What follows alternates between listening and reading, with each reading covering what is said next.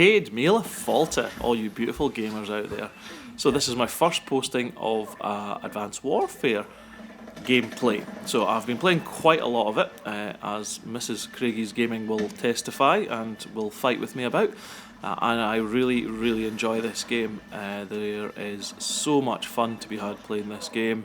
And if you just ignore some of the wrinkles that's in the game because it's just out, then life's pretty good. So this gameplay involves me using what is my favourite or most used assault rifle at this point, which is the HBR A3. Bit of a rough start. I get killed by this guy with a crossbow about 3 times on the bounce. So anybody who says the crossbow is impossible to use, which is generally me, because I tried to use it not long after this gameplay thinking it must be easy, and it is blooming hard. But this guy's got it absolutely mastered. He kills me 3 times relatively easily with it. I do get some revenge later on. But yeah, no, HBR A3 is my favourite assault rifle at the moment. Everybody's going daft for the BAL, and I'll not lie, I've played lots of games with the BAL, and it is a beast of an assault rifle as well. A lot of people love the AK-12, and it's alright as far as I'm concerned. I mean, all the assault rifles are pretty good in this game, but I prefer the HBR and the BAL. Now, I just found this tunnel. I've been playing this map loads. This map is called Defender, and I wondered what the hell this tunnel was all about, so this is why I'm looking very confused as to why the hell I came out in that tunnel. But anyway, and cheeky little kill here eventually, then you think, oh, I've missed it, but I must just pick up a guy right at the end and die to the crossbow guy once again. You swine with the crossbow. But no, I really enjoy this game. The HBR is a solid assault rifle. I don't know all the stats, but I believe it fires a little bit slower than some of the assault rifles, but I just find that the accuracy is among the best. And I'm not a terribly accurate player, so anything that's got slightly better accuracy. I nearly died to that crossbow guy again, did you see that? Anything that's got slightly better accuracy suits me fine. I try and use the iron sights as much as possible. As far as I can see, lots and lots of players, including pro players and YouTubers, are using red dot sight to help themselves.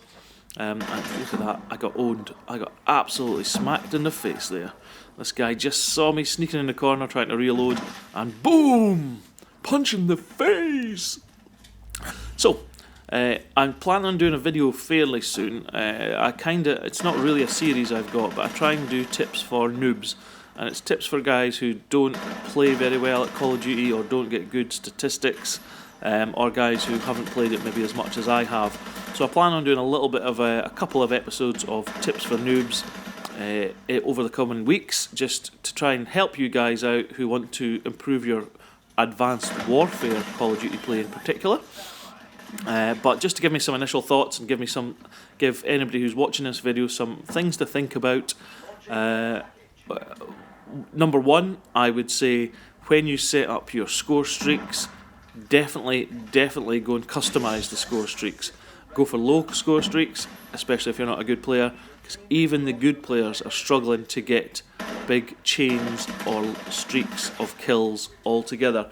So go for the lower score streaks, and customize them to add support on almost every one.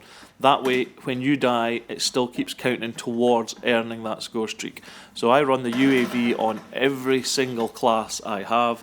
I add the support streak, which is an extra 300 points until you get it, and I also add threat detection. Now that's optional, but it adds, I think, another 300 points until you get it. So I basically have to get 1,000 points before I can earn a UAV, so that's 10 kills or 9 kills plus some assists and some other things. And I find that is by far and away the best thing to do, because that way suddenly you've got a UAV and you've got the threat detection, which is the red bodies that you can see through the walls that you'll see slightly later in this game. So I run that on every class. Second thing is I either run the care package or I run the turret, the sentry turret. A big noob mistake in this game is that the standard turret you have to control, so I always upgrade that score streak as well, make it a support score streak so that the kills are continuing to count after my death, but also add sentry, which then makes it a remote turret that you don't have to control, because I basically like score streaks that you don't need to do anything with. You set them up and you let them go and try and do their thing. So Score streaks, that's a big tip for you, and I'll maybe run over that in more detail. But as you start out, definitely pick the lower score streaks and definitely add support to them as much as you can. Then think about adding other things just as you play around with it and see fit to suit your style of gameplay. Second thing is, stick to the assault rifles. Now this tip may change as the next few weeks of the developer Sledgehammer Games looking to buff certain weapons or nerf certain weapons. There's a lot of talk that the BAL might get nerfed. I generally have watched quite a lot of videos from YouTubers who are much smarter on statistics and things than I am, and the general feeling is they don't really need to nerf the BAL. They probably just need to buff some other guns to make them a little bit better. The main ones being the SMGs. I don't think the SMGs are too far off in this game, but on range you will definitely get outgunned by an assault rifle. I think the trouble is, at short distance you can also easily get outgunned by the BAL, which shouldn't be the case. A submachine gun should outgun at very short range the assault rifle, so that's the kind of point of the difference of playing the two styles. Submachine gun, you stay in close quarters battle as much as possible. Assault rifle, you try and stay in medium range battle as much as possible. So I just think they need to buff some of the submachine guns. Some of them are really, really weak, but I tend to play with the KF5, which is, again, universally kind of acknowledged to be the best submachine gun. But I also play a lot with the SN6, I just really like it.